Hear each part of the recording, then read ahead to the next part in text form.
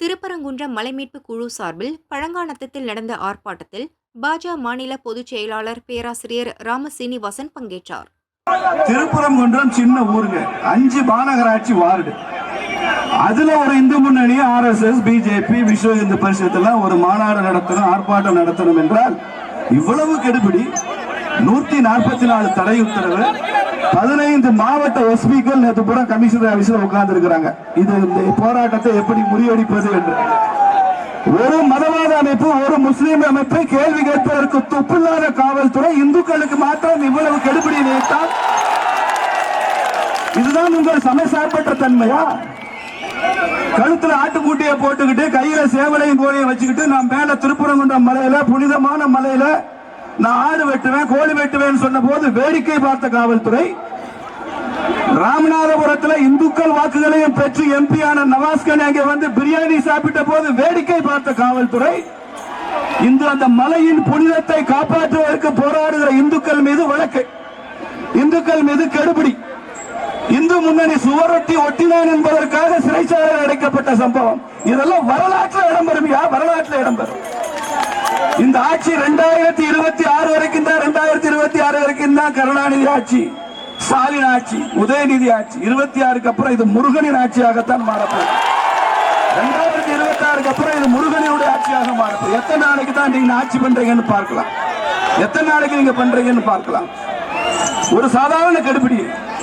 பாகிஸ்தான்ல இந்துக்கள் உரிமை கேட்டு போராடினால் நமக்கு புரிகிறது. பங்களாதேஷ்ல இந்துக்கள் உரிமை கேட்டு போராடினால் நமக்கு புரிகிறது. அதெல்லாம் இஸ்லாமிய நாடுகள், இந்துக்களுக்கு உரிமை இல்லை, உரிமை கேட்டு போராடுகிறார்கள். இந்தியாவிலும் இந்துக்கள் உரிமை கேட்டு போராடுகிறது என்றால் இதை பிஜேபி ஒரு நாளும் அனுமதிக்காது என்பதை திமுக அரசுக்கு நான் எச்சரிக்கையாக சொல்றேன். இங்கே இந்துக்கள் உரிமைக்காக போராடணுமா? திருமுருகாற்றுப்படையில 2000 ஆண்டுகளுக்கு முன்பு வந்த சங்க இலக்கியம் திருமுருகாற்றுப்படை. அந்த திருமுருகாற்றுப்படையில திருப்பரங்குன்றம் மலையை பற்றி சொல்லி 60 வீடுகளில் முதல் படை முருகா இந்த மலையை உனக்குடன் பாடி இருக்கான் தமிழ் புலவன். நாங்க ஒண்ணு தாசில்தார்ட்ட ஆர்டி ஓட்டை சர்டிபிகேட் வாங்கிட்டு வந்து இது எங்க மலைன்னு சொல்லப்படுத்த வேண்டிய இல்லடா, திருமுருகாற்றுப்படையில சொல்லி சங்க இலக்கியம் சொல்லி இருக்கு. 1947 வரைக்கும் அங்கே திருக்கார்த்திகை தீபம் ஏற்றப்பட்டு கொண்டுதான் வந்தது திருப்பரங்குன்றத்தில். 47க்கு அப்புறம் தான் அந்த கார்த்திகை தீபம் ஏற்றுவது நிறுத்தப்பட்டிருக்கிறது. இந்தியாவுக்கு சுதந்திரம் கிடைத்தது 47, இந்துக்களுக்கு சுதந்திரம் பறிபோனது 47 என்பதை வரலாறு நினைவில் தான் வச்சிருக்கு. அதற்கப்புறம் இந்து முன்னணி வழக்கு தொடுத்தாங்க. 1994 வந்த நீதிமன்ற தீர்ப்புல அங்கே மலை உச்சியிலே திருக்கார்த்திகை தீபம் ஏற்றப்பட வேண்டும் என்று நீதிமன்றம் உத்தரவிட்டிருக்கிறது. இந்துக்களுக்கு கிடைத்த வெற்றி. ஆனால் அதை இன்னும் இந்து அறநிலையத்துறை செய்யவில்லை. இந்து அறநிலையத்துறை அதை செய்ய வேண்டும் என்பது தீர்ப்பு. 30 ஆண்டுகளாக அதை செய்ய முடியவில்லை. 2026 திருக்கார்த்திகை தீபம் தமிழ்நாட்டில் இந்துக்கள் ஆட்சி வரும்போது திருப்பரங்குன்றம் ஒரு வருஷம் தான் நீங்க பொறுத்திருக்கோம். ஒரே ஒரு வருஷம் பொறுத்திருந்தா போதும். 1893 மெக்லினியஸ் மேனுவல் அப்படின்னு வெள்ளக்காரன் ஒரு கெசட் வெளியிடுறான். அதுக்கு பேரு மெக்லினியஸ் மேனுவல், MCLEANS. அதுக்கு பேரு மீடியா இருக்கிறதுனால ஸ்பெல் பண்றேன்.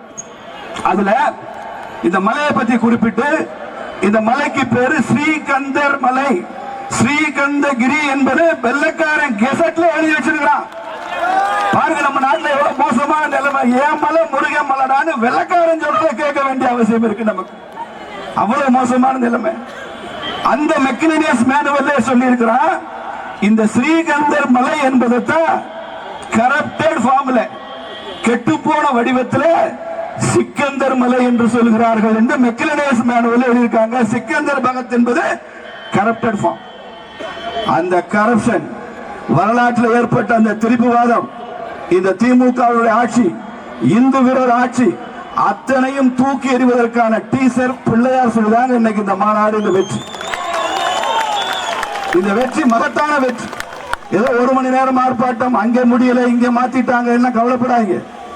எங்க மாத்திரம் இதே போராட்டத்தை நீங்க மதுரையிலே நடத்தக்கூடாது, நீங்க சென்னையில நடத்தணும்னு சொன்னாலும் இத்தனை ஆயிரம் பேர் அங்கேயும் கூடியிருப்பான்.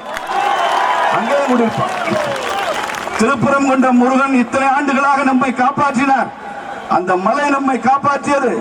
அந்த வரலாற்று சிறப்பு மிக்க அந்த புனித மலையினுடைய ஒவ்வொரு துகளும் புனிதம், ஒவ்வொரு மலையினுடைய கல்லும் இந்துக்களுக்கு சொந்தம் என்பதை இந்த மாநாடு நிரூபிக்கும், இந்த ஆர்ப்பாட்டம் நிரூபிக்கும். அதனால இது ஒரு தொடக்கம் தான், முடிவு இல்ல. வருங்காலம் நமக்கு தான், இந்துக்களுக்கு தான் மகத்தான வெற்றி நமக்கு கிடைக்க காத்திருக்கிறது. துணிச்சலாக இந்த போராட்டத்தில் ஈடுபட்ட ஒவ்வொரு இந்துவையும் நான் பாராட்டுகிறேன், ஒவ்வொரு தொண்டரையும் நான் பாராட்டுகிறேன். துணிச்சலுடன் காவல்துறையை சந்தித்த ஒவ்வொரு சகோதரியையும் தாய்மாரையும் நான் பாராட்டுகிறேன். ஒவ்வொருவரும் துணிச்சலாக சென்றிருக்கிறார்கள். என்னை கைது செஞ்சுப்பாரு, என்னை சிறையில் அடைச்சிப்பாரு, என்னை வெட்டிப்பாரு, என்னை குத்திப்பாருன்னு சொல்லி சவால் விட்டு தான் இங்க வந்திருக்கிறோம். அப்படிப்பட்ட ஒரு நிலை இன்றைக்கு மதுரையில் உருவாயிருக்கிறதுன்னா நமக்கு எல்லாருக்கும் வாழ்த்துக்களை நமக்கு முன்னால் இந்த மகான்கள் நமக்கெல்லாம் அருளி கொண்டிருக்கிறார்கள். இறுதி வெற்றி இந்துக்களுக்கு தான் என்பது 2026 தேர்தலை நாம் நிரூபிப்போம் என்று கூறி